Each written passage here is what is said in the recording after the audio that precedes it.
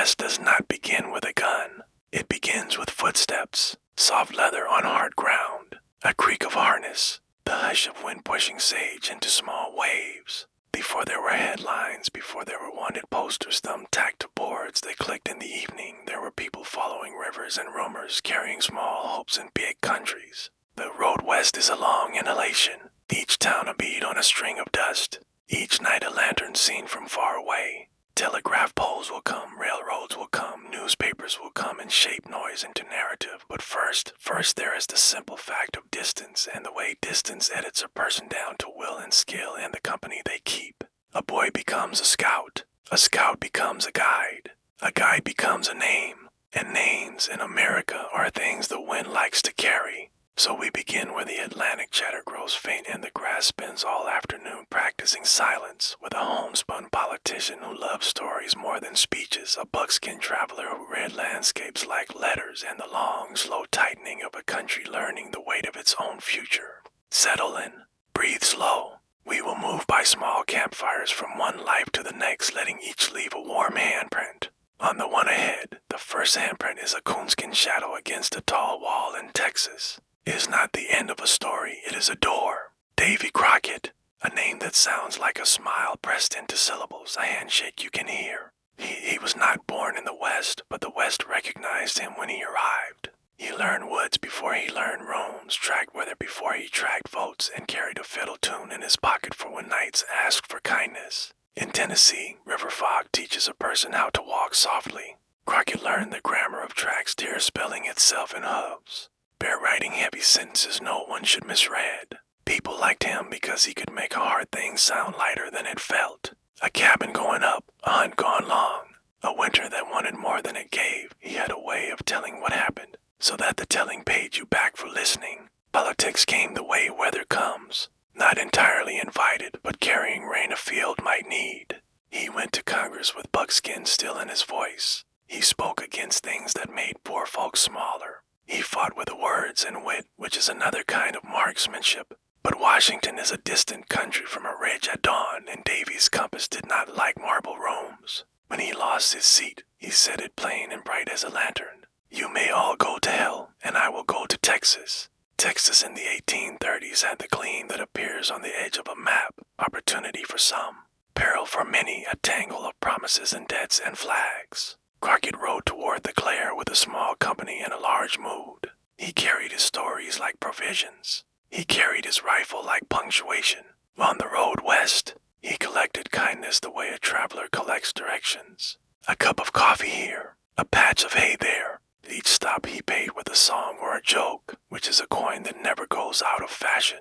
The Alamo was a mission that had learned how to be a fort. Its walls were thick with decisions made in a hurry. Men inside counted powder slower than they counted breaths. They had come for reasons that rhymed but did not match, and now they all shared the same narrow room called time. Crockett arrived not as savior, but as company. He played his fiddle, made the cold feel less personal, walked the walls and measured distances the way a hunter does from shadow to door, from door to field, from field to where a man might stand if he wanted to vanish or appear. Outside, the army gathered like weather, flags bright as warnings. Drums that did not tire died inside. Men wrote letters with hands that did not shake. They ate what could be eaten and spoke of home without making it hurt. It is possible to be brave and still be human. Crockett told a story about a bear so big it had a zip code, and the room laughed because the room needed to. When the walls were finally tested, there was no cleverness left to spend. Only cartridges, only angles, only the arithmetic of last stands. The legend says Davy fought until the air ran out of places to put gunpowder. Another says he was captured and stood straight while the world tilted. Legends are the way a community refuses to let gratitude be quiet. What matters for a long road is this: Crockett did not end the West at the Alamo. He began it for others. News carries faster than horses when it travels inside grief. Back east, the name Davy Crockett arrived like a letter everyone thought was written to them. Boys carved rifles out of sticks and learned that a story can be a kind of armor.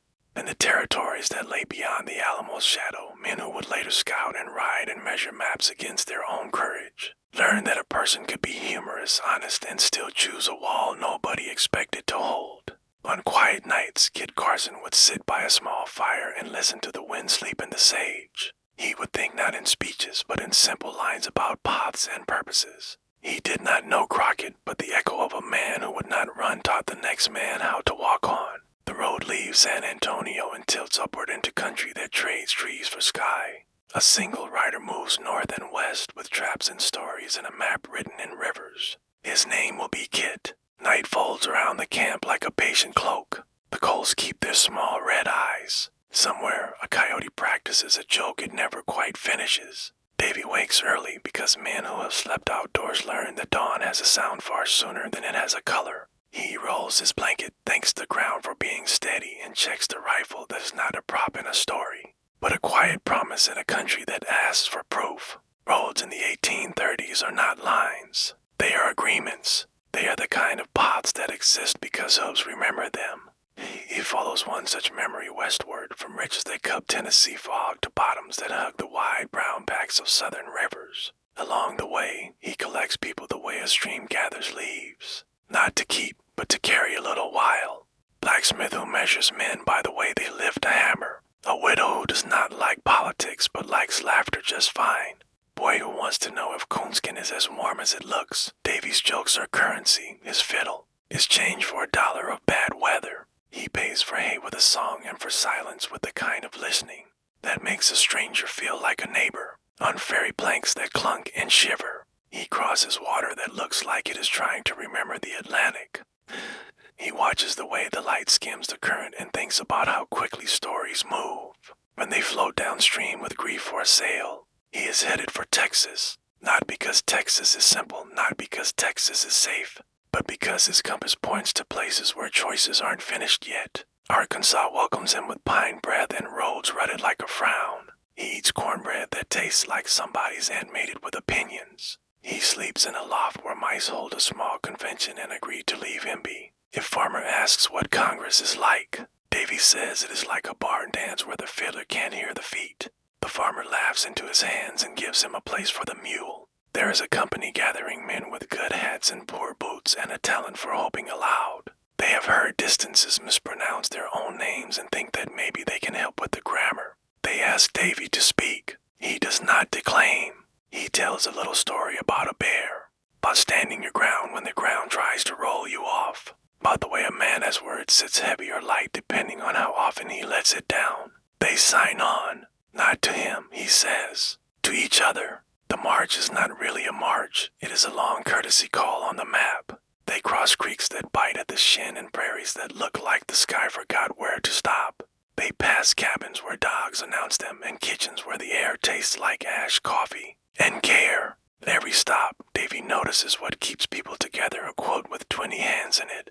A hymn that knows 3 notes but for harmonies. A shovel leaned against a door because a family has agreed to plant itself here and see if the ground agrees. He learns the names of little towns that will grow into big names, and the names of people who will never be printed on anything, but will be remembered on porches for years. Why Texas? Someone asks at a fire that snaps at its own jokes. Because it's a place where a man has to introduce himself, he says. And I still like telling my name. They enter the long, lean edge of Texas where the light seems taller and the distances don't blink. Spanish mixes with English the way two rivers become one wide thought.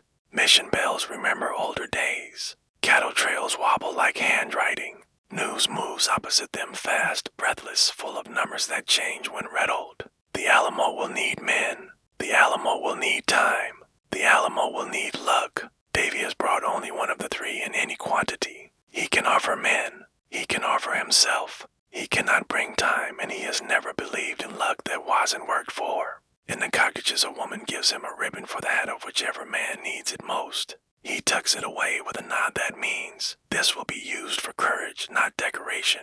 He meets men who will become footnotes and men who will become songs. Some shake his hand too hard, thinking the legend requires it. Some grip softly and trust the eye. He likes the second kind. On a day when the sun feels like an anvil, they come upon a wrecked wagon, hub split, barrel burst, flour crying itself back into dust. They put it right. No speech, no ledger, just the fellowship of getting something unstuck. Davy knows that is all a country is, finally, a long list of things people pulled out of ruts together. Rivers slow them, then teach them how to be slower. They learn the kindness of a ford found at dusk. They learn the impoliteness of a bank that looks gentle until a foot slides and a man as pride takes a path. They camp with Comanche once, not close, not far, mutual regard measured in the distance between fires. A nod a horse traded for a mirror that throws a sunrise back at itself. A child laughs and everyone forgets to be ceremonial for a few breaths.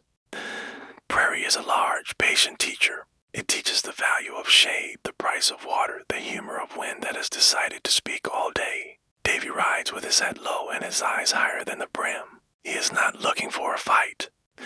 He is looking for a place where his particular mixture of story and spine belongs. At night, he thinks about Washington and feels no bitterness. He thinks about the Alamo and feels no romance. He thinks about the line between being brave and being useful, and he hopes to land on the useful side when the line tilts. A courier finds them with news that moves too quickly to be held without spilling. Santa Anna marches with a certainty that makes other men's certainties look like posture. The Alamo's roster thins under the arithmetic of attrition. A man can count powder in minutes. He cannot count chances until later. Davy takes off his hat, straightens hair that will not be straightened, and says to the company what he always says when the road needs lifting. We'll go on a little ways more. That little ways becomes long ways. As it always does, hoof leather thins. Boot heels learn new shapes. Men trade jokes like canteens and carry silence like a necessary load when laughter runs out. They pass through San Augustine and hear rumor buzz like a fly that refuses a window. They pass through Gonzales and learn what come and take it sounds like spoken by people who do not need banners to mean it. And they near San Antonio, the air itself feels strung, like wire before telegraph, like nerve before pain. They rest the last time. Bread and beans, coffee with an apology in it for being thin. They oil their rifles and make peace with a few private gods without making a show of it. The mission walls rise as they approach, white shoulders against blue skies scarred with use and resolve. Inside, men who have already spent days more expensive than most lifetimes look up and find in Davy's arrival exactly what they needed, not a savior, not a speech, but a man who makes rooms warmer because he is unafraid to be ordinary. While the world asks for ceremony, he moves among them like a good song, nothing fancy in the melody, all the comfort in the tune. He checks the angles he measured in his head before he ever saw them. Shadow to door, door to field, field to where a man might stand and become the right kind of problem. He plays the fiddle once more, not because music can stop an army, but because music can keep a man from becoming smaller than the job he must do. Letters are written again, this time by new hands. Names press ink into paper that will outlast bone, and the ink does not tremble. Dawn finds them practicing the discipline of staying put. Men who were drifters become part of a wall. Men who were talkers become part of a silence. Davy walks the parapet quietly, the way a father checks doors at night. He nods to a boy whose whiskers have not yet gotten their orders. He nods to a man who has more mustache than optimism. He nods to the flag and thinks about how cloth and conviction make each other brave. And the first real test presses its palm against the gate. He feels not fear, but recognition. This is the kind of arithmetic he understands angles, seconds. The music of a shot placed where it won't be lonely. He works, he jokes, he aims, he steadies a friend's hand and borrows a calm he will return with interest. The days stack up. The nights learn each man as name and call them one by one to the wall and back. Exhaustion comes like weather and leaves like weather, and in between there is simply work. No one believes they will be rescued in time. That is the strange mercy of the place. Hope, freed from wishful thinking, becomes attention. Attention becomes accuracy. Accuracy becomes a kind of kindness you pay to the men next to you. If a story is forming, if the wind is already learning a new refrain to carry, no one says so aloud. They are busy being necessary. The drums outside will not tire. The letters inside have no room left for adjectives. Between the two, a fiddle waits on a nail. Men who have chosen a wall measure the hours by the way the sun visits the courtyard and leaves again without comment. Drums outside, letters inside. Between them, the ordinary work of courage. The siege does not arrive like thunder. It arrives like chores. Gun carriages creak into place. Artillery coughs, and then remembers how to clear its throat. Men inside the walls measure powder with the care of. While there's measuring medicine, they stack barrels against doors and small jokes against fear. Davy learns the timetable of noise at first light.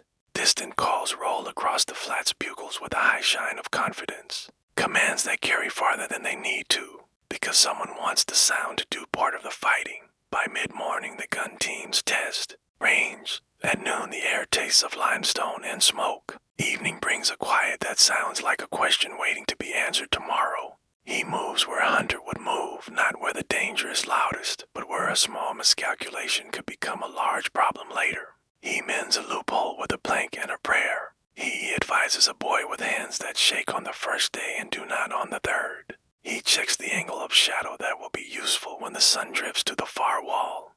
Colonel Travis writes, "Words like victory or death do not feel like theater here, they feel like math." James Bowie, fever-sick and iron-willed, sets his jaw and gives orders from a bed that looks surprised to find itself a headquarters. The garrison, varied as a deck of cards, settles into a rhythm. Texans and Tejanos, volunteers and regulars, old hunters and new whiskers, all learning each other's names faster than they expected. Nights are the kindest hours. The air cools. Stars gather above walls that have never looked so much like part of the sky. Someone sings a hymn softly. Then someone else adds a harmony that does not quite fit and becomes beautiful because it tries. Davy's fiddle makes its circuit not every night and never for long. He plays just enough to remind men that the word together has a tune. A few steps away, someone writes to a mother in a hand that will be hard to read and impossible to throw away. Another man buttons his coat up to his throat and pretends that makes the night warmer. Work returns with first light, repair, reposition. Rotate men so no one stares too long at the same patch of field and begins to see ghosts in the grass. Once, at midday, Davy and two others slip out to drag in a cask fallen outside the gate during a hurried shift. They move low, quick, exact, the choreography of people who have stopped wanting to be noticed by history. They succeed, and the water tastes like it came from a better world. Across the lines, the army grows thicker, brighter, more certain. New cannon noses blink in the sun. Colors of the standards look greener and redder than cloth has any right to be. Bands play marches men's feet don't need, but nerves do. On the fourth day by Davy's count, he has begun carving small notches in a post where no one will think he is keeping score. A shell finds the chapel wall and teaches it how to exhale dust in a long surprised cloud. The men blink white and grin anyway because blinking is an admission of humanity and grinning is a way of agreeing to be brave. They shore the breach with timbers and barrels and the kind of attention that is the opposite of panic. Food thins into ingenuity. Coffee becomes an idea flavored with memory. A man decides a stale biscuit is tastier if he shares it, and he is right. A messenger brings a rumor like a warm coin in a cold hand, reinforcements moving somewhere. Sometimes, somehow, the wall does not lean less because of the rumor, but backs straighten for a few hours as if words could do carpentry. Davy walks the line and talks about weather and mules. He speaks the dialect of ordinary days on purpose. He knows that men do not hold their breath well for long, so he gives them a reason to exhale. There is a skirmish at the low fence line near the eastern corner where weeds argue with stones. A small party slips forward at dusk to worry the besiegers and is worried in return. Shots skip like thrown pebbles. The men reappear inside the gate with 2 extra rifles and 1 fewer hat. No one gives a speech. They make room for more men on the wall. Bowie worsens. He turns pale in new shades and wills each breath to make the next one. He sends for Davy not because Davy is a doctor, but because Davy is a story that reminds Rome what men can be on a good day. They speak briefly. Bowie's eyes hold the kind of gratitude that does not need grammar. Davy leaves a ribbon a woman gave him in the cottages on a nail by the bed. A small, useless, exactly right gift.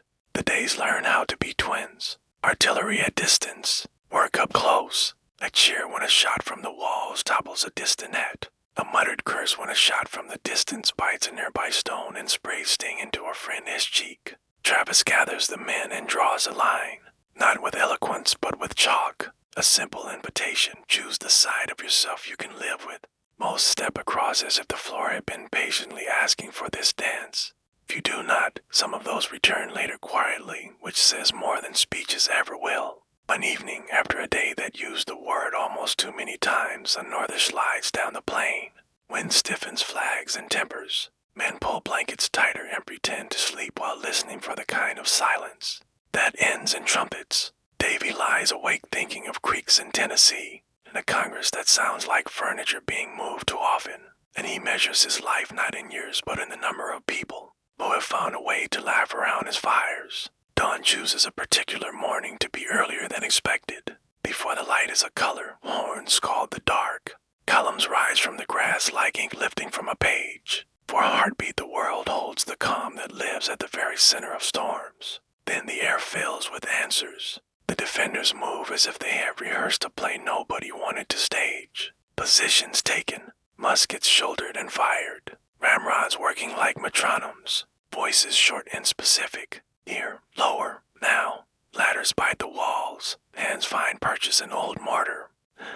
First men up are brave in the way that uses itself up. They are met and unmade with the precision of people who have practiced being necessary. Davy holds a corner where a shadow makes the angle kind. He does not waste shots. He does not raise his voice. He shares a look with a boy who has become suddenly older and nods a small nod that means, "You are doing the job." Cannon smoke folds and unfolds, turning the courtyard into a room made of weather. With a moving gray, Davy sees details the way a hunter sees, boots that hesitate on the third rung, a sash that marks an officer asking for a careful argument, a gap where the wall's improvised ribs will need a new shoulder. First rush fails, pulls back, finds itself again, returns with the stubbornness of people who have learned that persistence is a tactic. The defenders answer with the stubbornness of people who have learned the same thing from smaller lives, and now apply it to a larger one. A flag topples on the far side and is set right by hands that do not want the day to misunderstand them. Travis appears and vanishes in the smoke like a sentence someone keeps trying to remember exactly. Boyes' room becomes very still and then busier than any room has a right to be at that hour. Once more the assault pulls back. A hush tenses the air. Davy hears over the ringing that has moved into his ears to stay, while the creak of a distant wheel and the birds who do not yet know what men have decided. He tastes ash and limestone and the bitter humor of coffee that will not happen today unless someone does something miraculous. He looks along the parapet and counts faces by hats, by shoulders, by the way a man sets his jaw when he has accepted his own orders. He thinks that this is what a country is too, a line of people deciding together, but they will allow to happen in the space between two walls. The next rush is closer, heavier, shaped by officers who have learned from the first to failures. Scaling hooks find better bites, more ladders bloom against stone. The defenders begin to give ground the way a careful gambler folds. A hand only when the table S-math insists. In the chapel, men raise sight a gun by inches and make those inches count. At the low wall, a knot of fighters becomes a hinge that swings again and again against pressure it cannot entirely stop. On the north side, a breach grows like a bad idea. Davy moves where there is a need and then again where there is another need. He becomes 3 places in a minute by will and practice, and the minute agrees not to tell the truth about physics. Then the field tilts, not all at once and not for everyone, but enough. Grappling becomes closer than marksmanship. Names are shouted as if names can stiffen bones. The man trips and another hand keeps him from staying down long enough to be a story. The courtyard, shy at dawn, is crowded by full light. Smoke thins into a harsh honesty. The angles that were kind grow blunt. Davy feels time change shape. It stretches and shrinks, a long breath held while a fuse decides, a short breath released when a ladder disappears backward in a clatter of failure. Somewhere, the gate complains in a voice that means it has done all it can. Somewhere else, a prayer finishes itself without words. He realizes that the arithmetic he knew at first light has changed its teacher. He does not despair. He adjusts. He sets himself to be useful a few more times. He thinks of the ribbon by Bowie's bed and is glad he left it. He thinks of Tennessee water and lets the memory be a sip. He thinks of the way music can make men stand straighter, and wishes there were a minute for a single note. When the wall finally gives its permission in the place no one wanted it to, Davy helps move men to the next place where permission has not yet been granted. He makes his last shots count as if a ledger is being kept by someone fair. He is not concerned with how he will be remembered. He is concerned with whether the man beside him will feel alone for even a moment longer than necessary. The day tips over. Shadow gathers at the corners of the courtyard like witnesses with their hats in their hands. The air is full of endings, but no one has time to pronounce them.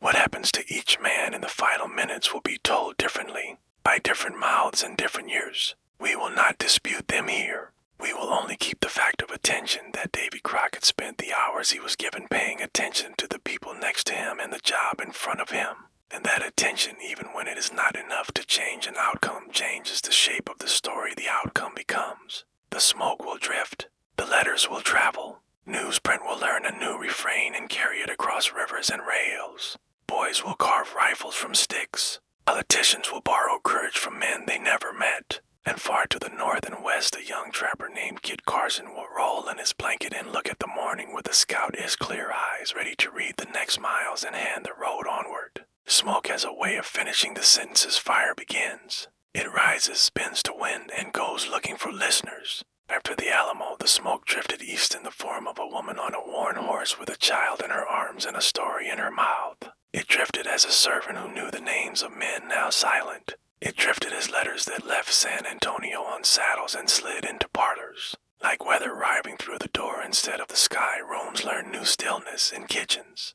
Coffee cooled untouched while news found the right size for people's hands in barber shops. Men removed hats without thinking why and sat with razors idle. On river boats, strangers performed the ceremony of agreement without speaking. This will matter to us longer than. Today, newspapers did what newspapers do. They reached for sentences big enough to hold grief and useful enough to carry action. Printers inked phrases that would not wash off soon. Somewhere an editor found for words that could be shouted or prayed with equal force. Remember, the Alamo, the phrase did not bring men back. It brought men forward. It put boots in stirrups and hands on reins and made ordinary people feel the sudden certainty that the next miles were their business. On the prairie to the east, the runaway scrape gathered up families, women with children, men too old or too necessary to be elsewhere, and moved them away from the gravity of an army. That meant to keep moving. Wagons groaned like old doors. Creeks argued. Some nights, mothers told children the stars were counting them so none would be lost. Sam Houston did something that looked like cowardice at a distance and like mathematics up close. He retreated. He measured days and drills, and in the length of a green log's burn, he preserved a small army the way a careful cook preserves starter for bread not yet baked. Round campfires where men wanted speeches, Houston offered orders. He taught feet and muskets where to be when the time finally turned from subtraction to answer. He collected rage and let it cure until it would cut. Letters from the East Coast crossed the letters coming from the West. Congressmen said things that made them feel better. Mothers said things that made their sons braver. Publishers said things that made their papers sell. Meanwhile, the land did not editorialize. It kept its long habit of being itself when rehearsing one note all afternoon. Grass inventing patterns. For the pleasure of it, creeks trying different ways around the same fallen limb. Santa Ana advanced with flags that enjoyed being flags and drums that liked their work. He believed in certainty the way some men believe in family. His columns moved with the dignity and appetite of empire. But empire has a blind spot for the arithmetic of small places. A bend near a swampy water called Buffalo Bayou and a prairie called San Jacinto, a plan the size of a pocket knife unfolded. Houston let the men rest in the afternoon when pride would have kept them upright, then sprang them like a door. The battle was a short argument with a long echo, roughly 18 minutes of noise. Then the part of war that does not improve men's souls. Then a capture made of mistake and momentum. Santa Ana taken in a uniform that looked less imperial at close range, the phrase from San. Antonio found a new voice in a different throat, remember the Alamo. And for better and worse, the country learned again that grief makes a fierce fuel. Texas stepped from petition to proclamation. Borders were inked with the boldness of people who have recently won. Something and the vagueness of people who do not yet know what they have won, the United States. Would argue with itself about this enlargement until the arguing became a habit. What of Davy inside this widening circle of consequence? He did not become a general. He did not become a law. He became a story. That sounds smaller if you say it quickly. It is not small. Stories are the equipment a society uses to lift what is heavier than any single bag. In the months that followed, Crockett stood up in more parlors than he ever knew, a woodcut face and broadsides, a name in sermons. a character in theatrical pieces where actors wore coonskin caps and made audiences feel brave in roles. Some of it was true. Some of it was rumor that liked the way truth sounded when it wore a little exaggeration for Sunday. In frontier cabins where news took longer to arrive and stayed longer once it did. He was remembered in a different register for a joke told when the stew was thin, for a hand steadied on a ladder, for the way a man can walk a wall without making the people below feel smaller for not joining him. The echo touched people who would never see Texas. Boy in Missouri traced the outline of the Alamo on the inside of his eyelids and dreamed of trails. A girl in Kentucky listened to her mother read from a newspaper until the words softened into music, and she decided that courage sometimes sounds like common sense spoken calmly. Far to the north and west, a trapper rolled in his blanket and watched the dawn dry on colors. He had a face made for silence and a manner built for distances. He was not a politician. He did not much enjoy roams, but he understood the utility of a story when it came time to persuade feet to move. His name was Christopher Carson. People would call him Kid because the land likes monosyllables it can say while chewing.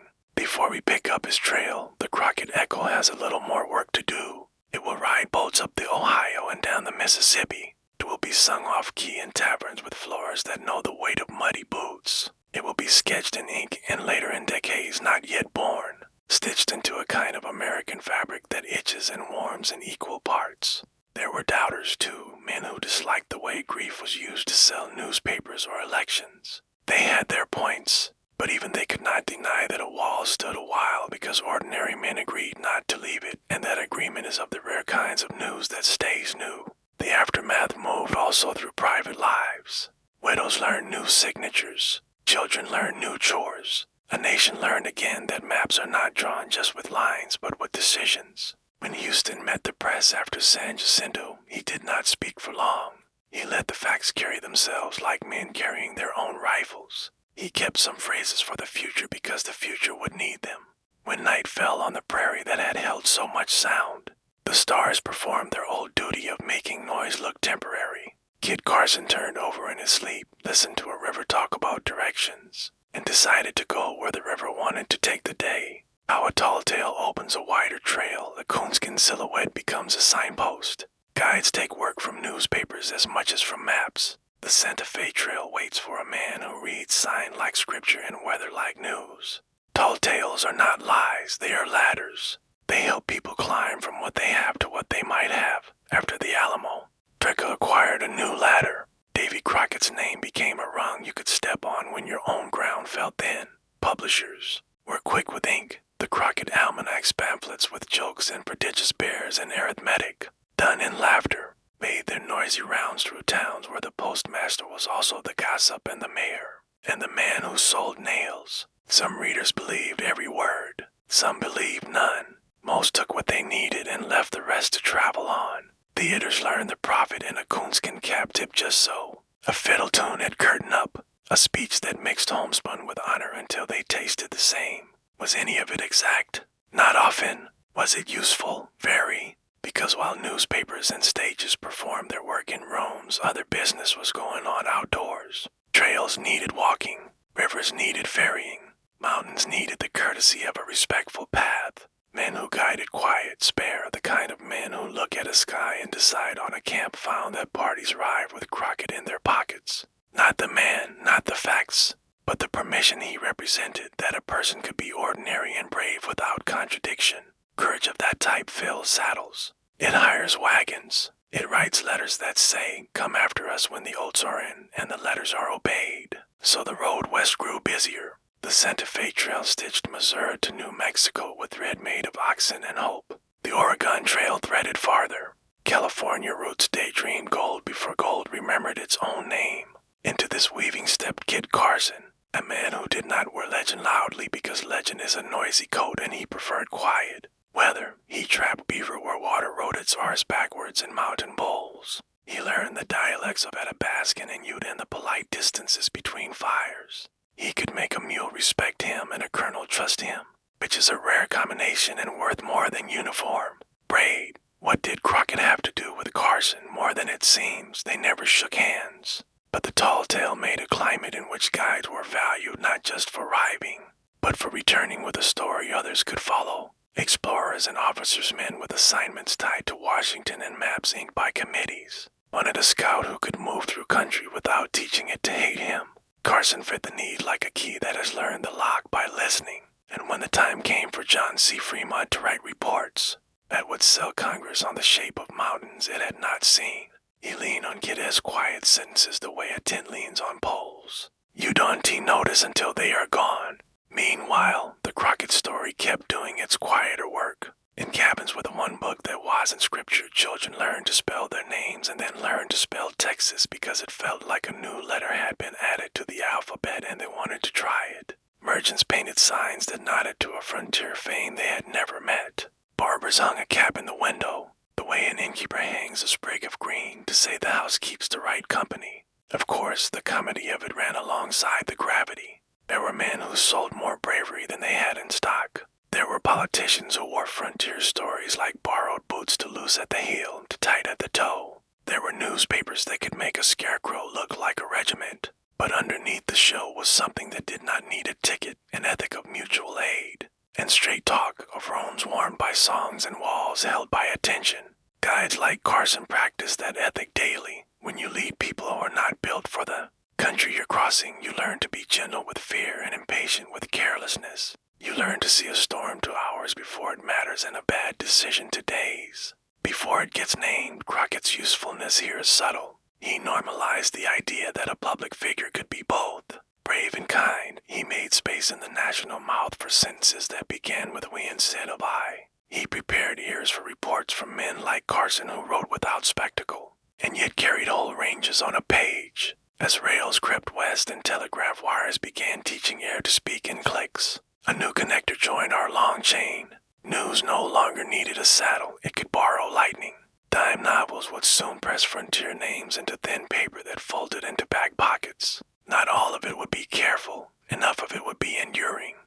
And when the century turned its shoulders toward harsher kinds of order agencies, reservations, courts, the stories collected along the way served as a complicated conscience. They reminded the country that courage is not the same as conquest, and that a famous name is poor payment for a promise not kept. At night, round fires that kept travel parties from feeling like separate households. Someone would mention the Alamo without drama, not to spark speeches, but to pass around the old, chipped cup of resolve. A man would sip and sleep better. A woman would hear the coyotes' tune. Their choir and decide the dark was populated by patience, not malice. In a camp where Fremont's outfit mended tack and waited for dawn to thaw a trail, Carson straightened from the fire and listened to the kind of silence that tells you the weather has made up its mind. He pointed his chin at men who had not grown up knowing that language began to understand it. They rolled their blankets with the efficiency of people who have accepted that tomorrow is not optional. Remember the Alamo, one of the younger hands said softly, without heat. Carson did not answer with words. He checked a cinch and moved the mules off the frost-bitten patch where their breath made little. Clouds with honest opinions. He was not a slogan man. He was a miles man, and miles are what our